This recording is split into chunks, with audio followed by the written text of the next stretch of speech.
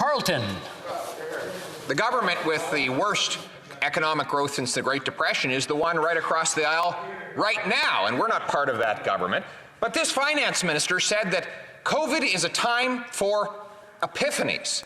Well, the Prime Minister had a strange and unusual for him epiphany in his letter to her. He said, you will avoid creating new permanent spending in your budget. That's right in the mandate letter.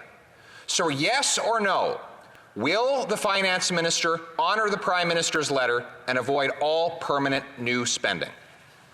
The Honourable Minister.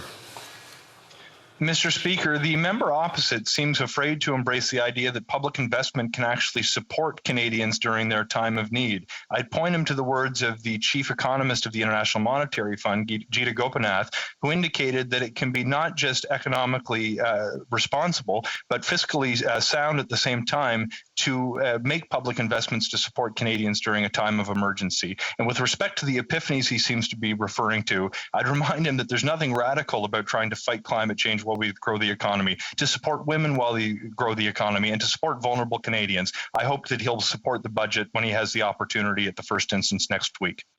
Member for Carleton. It's actually the finance minister who revealed that she had an epiphany.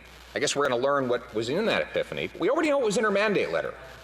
The Prime Minister's letter said, you will avoid creating new permanent spending. Again, you will avoid creating new permanent spending.